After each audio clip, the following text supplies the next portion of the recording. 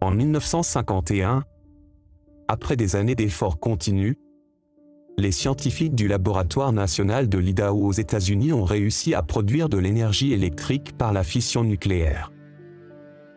Les scientifiques ont pu générer suffisamment d'électricité pour alimenter 4 petites ampoules. Aujourd'hui, il est devenu possible de produire de l'énergie électrique grâce aux réacteurs nucléaires et de les utiliser à des fins nobles. 3 ans après cette découverte, l'Union soviétique a mis en place la première centrale nucléaire au monde. Suite à cela, l'Union soviétique a commencé à construire davantage de ces réacteurs dans tout le pays.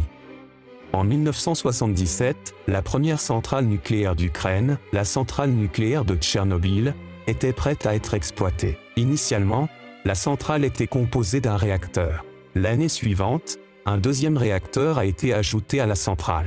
Plus tard, en 1981, un troisième réacteur a été ajouté et en 1983, un quatrième réacteur a été ajouté. L'Union soviétique était satisfaite de cette nouvelle technologie, mais ce qu'il ne réalisait pas à l'époque, c'était que ce quatrième réacteur causerait le plus grand désastre nucléaire de l'histoire.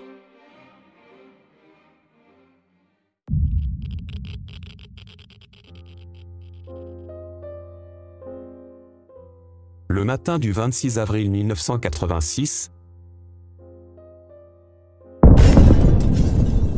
le quatrième réacteur de Tchernobyl a explosé en raison d'une erreur technique lors d'un test de sécurité. Suite à cette explosion, 8 tonnes de matière radioactive ont été libérées dans l'atmosphère. La quantité de matière radioactive libérée était supérieure à celle libérée par la bombe d'Hiroshima par 400 fois. En raison du vent, les gaz radioactifs se sont répandus dans toute l'Europe en quelques jours. L'Union soviétique a envoyé plus de 500 000 personnes pour aider à faire face rapidement à cette catastrophe. Les débris dispersés du cœur du réacteur nucléaire ont été enlevés de la région. Une couverture métallique temporaire a été construite pour minimiser de nouvelles fuites. Plus de 100 000 personnes ont été évacuées des zones proches du réacteur, et cette zone a été déclarée zone d'exclusion. La zone d'exclusion est extrêmement grande. Elle a la même superficie que le Luxembourg. Cette zone reste abandonnée à ce jour, et personne n'est autorisé à y entrer sans autorisation spéciale. Le nombre de décès directs dus à l'explosion ou aux matières radioactives était faible. Mais les effets des matières libérées sur les personnes, les plantes et les animaux sont bien plus importants et difficiles à estimer. La couverture métallique qui a été construite autour du quatrième réacteur était temporaire et elle a rapidement commencé à se corroder après quelques années. Pour cette raison, de nombreux pays se sont réunis pour aider l'Ukraine à construire un confinement plus efficace. Après 20 ans de travail continu, l'achèvement de la nouvelle couverture a été annoncé. La taille du nouveau sarcophage est extrêmement grande. En termes de longueur, la couverture atteint une longueur supérieure à celle de la Statue de la Liberté, et en termes de largeur, elle peut accueillir un grand navire comme le Titanic. La construction de ce sarcophage a coûté plus de 2 milliards d'euros. La construction de ce sarcophage n'a pas été une tâche facile.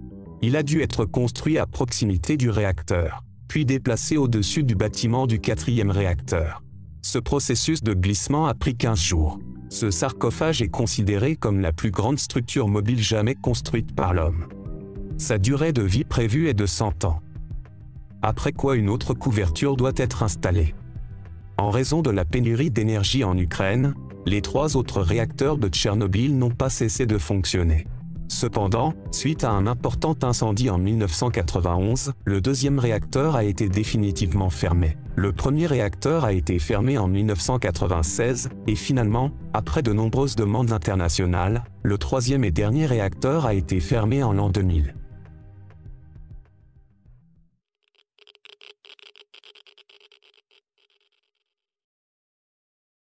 En plus des 8 tonnes de matériaux radioactifs libérés, il y a encore 200 tonnes supplémentaires de matériaux radioactifs à l'intérieur du réacteur. Suite à la fusion du cœur qui s'est produite dans le cœur du 4e réacteur, une grande masse de corium s'est formée. Ce matériau est considéré comme le matériau le plus dangereux qui existe.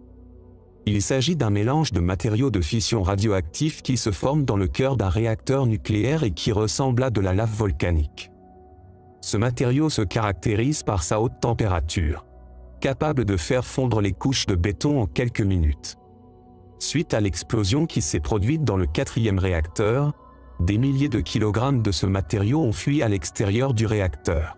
Il a fait fondre les couches de béton renforcées entourant le réacteur, qui avait un diamètre de 2 mètres, et s'est accumulé dans l'une des salles situées dans le sous-sol de ce réacteur. Avec le temps, ce matériau s'est refroidi et durci, formant une masse irrégulière ressemblant à un pied d'éléphant, d'où son nom.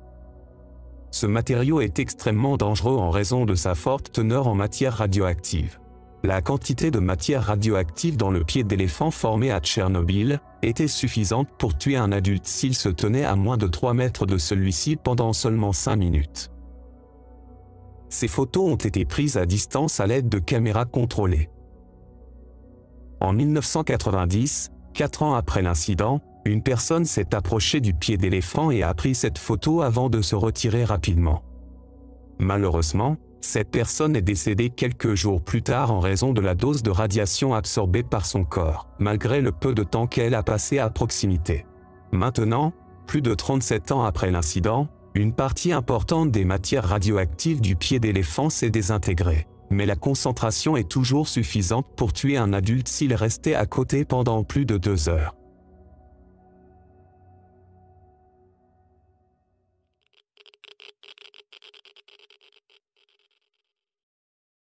L'élément fondamental dans les réacteurs nucléaires est l'uranium. Le noyau de cet élément est constitué de nombreux protons et neutrons. Cependant, ce qui distingue cet élément chimique, c'est que son noyau est instable. Cela signifie que si vous bombardez un neutron dans le noyau de cet élément, le noyau se scindera en 2 parties. Ce processus s'accompagne de la libération de 3 neutrons de ce noyau. Chacun de ces neutrons déclenche la même réaction dans les atomes voisins.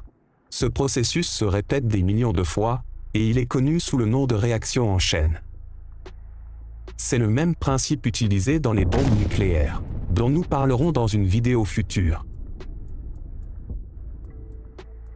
Dans les centrales nucléaires, l'uranium est utilisé sous forme de petites capsules, d'environ 1,5 cm de long.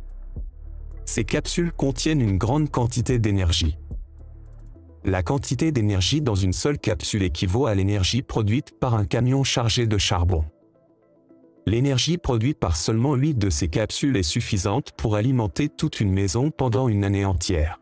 Des centaines de ces capsules sont rassemblées dans des tubes métalliques, d'environ 3,5 mètres de long. Ces tubes sont ensuite assemblés en faisceaux et placés à l'intérieur du réacteur nucléaire. Le réacteur nucléaire est enveloppé de couches épaisses de métal et de béton armé. Pour initier la réaction en chaîne que nous avons évoquée, des neutrons sont libérés dans le cœur du réacteur nucléaire. Les atomes d'uranium commencent à se scinder en 2 parties et libèrent plus de neutrons. Cette réaction génère une chaleur élevée. Le réacteur nucléaire est plongé dans l'eau, qui est contenue dans une boucle circulaire fermée. Lorsque l'eau passe près des tubes contenant la capsule d'uranium, les atomes d'uranium qui se scindent élèvent la température de l'eau à 320 degrés Celsius. Malgré cette haute température, l'eau chaude dans le cœur du réacteur nucléaire ne se transforme pas complètement en vapeur en raison de la haute pression. L'eau chaude sort par des ouvertures spéciales dans une chambre extérieure, où elle se transforme en vapeur. La vapeur générée sort à haute vitesse dans une autre chambre contenant une turbine. La vapeur fait tourner la turbine, qui est connectée à un générateur qui convertit l'énergie mécanique en énergie électrique en utilisant un champ magnétique. Ensuite, l'électricité produite est distribuée aux foyers et aux usines via des lignes électriques.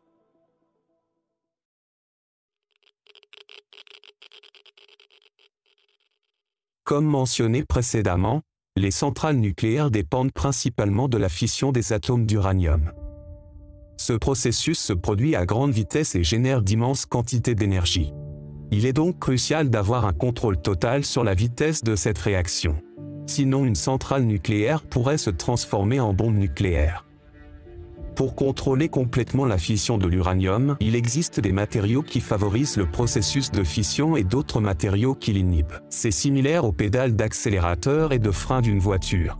Il doit y avoir un contrôle total sur ces pédales pour obtenir le résultat souhaité. Dans le cas de la centrale nucléaire de Tchernobyl, le matériau utilisé pour accélérer la fission de l'uranium était le graphite. Ce matériau était utilisé dans des blocs de forme cubique spéciaux, où les assemblages de combustible d'uranium étaient placés. Lorsqu'un atome d'uranium se scinde, les 3 neutrons résultants sont propulsés rapidement, ce qui rend la probabilité de collision avec un atome d'uranium voisin très faible. Par conséquent, le rôle du graphite est de ralentir le mouvement de ces neutrons, augmentant ainsi la probabilité de leur collision avec de nouveaux atomes. Avec ces seuls composants, les atomes d'uranium se scinderaient en continu, produisant une immense énergie qui ferait exploser toute la centrale. C'est pourquoi d'autres matériaux sont utilisés pour absorber les neutrons du cœur du réacteur, afin de garantir qu'il n'y ait pas de neutrons libres pour entrer en collision avec les atomes d'uranium et déclencher la fission. Le principal matériau impliqué dans ce processus est l'eau. En plus de son rôle de refroidissement du cœur du réacteur, l'eau absorbe également certains des neutrons émis. Cependant, l'eau seule n'est pas suffisante. C'est pourquoi d'autres matériaux sous forme de barres de contrôle sont utilisés. Ces barres sont généralement constituées de bore. Lorsque ces barres de contrôle sont insérées dans le cœur du réacteur nucléaire, les atomes de bore absorbent tous les neutrons libérés par la fission de l'uranium. Par conséquent, la réaction en chaîne est interrompue. Dans le 4e réacteur de Tchernobyl, il y avait 200 barres de contrôle, dont la majorité était insérée dans le cœur par le haut, et un petit nombre était inséré par le bas. Le processus de fission de l'uranium n'est pas simple. En plus de la formation de barium et de krypton, d'autres éléments sont produits pendant la fission de l'uranium. L'un de ces éléments est le xénon. Cet élément a la capacité d'absorber les neutrons environnants, ce qui est indésirable dans les réacteurs nucléaires. Cet élément est appelé un poison neutronique, car il élimine les neutrons du réacteur. C'est pourquoi il est nécessaire d'éliminer cet élément autant que possible. Dans les réacteurs nucléaires, la forte chaleur est responsable de la destruction de cet élément chimique et de son élimination.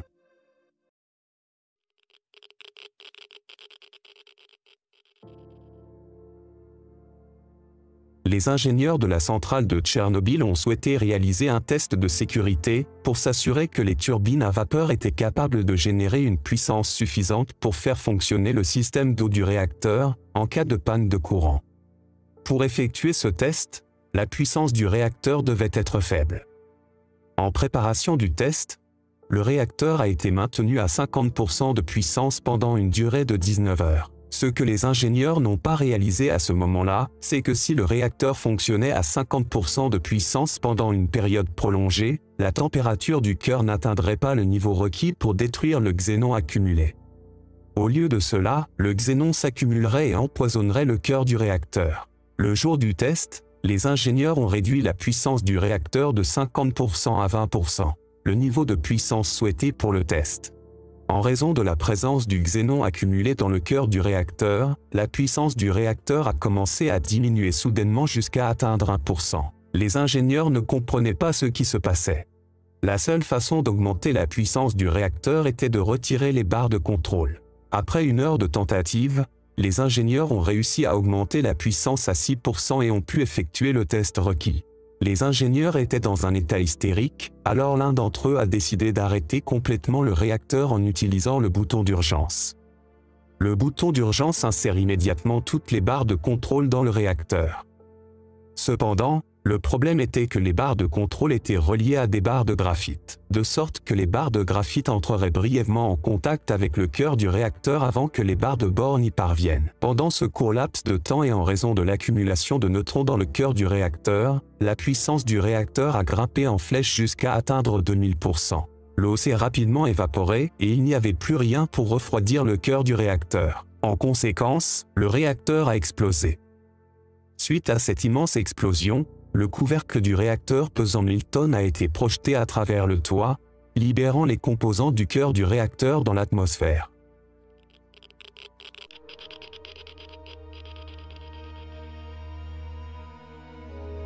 Actuellement, Les centrales nucléaires contribuent à 9% de la production mondiale d'électricité.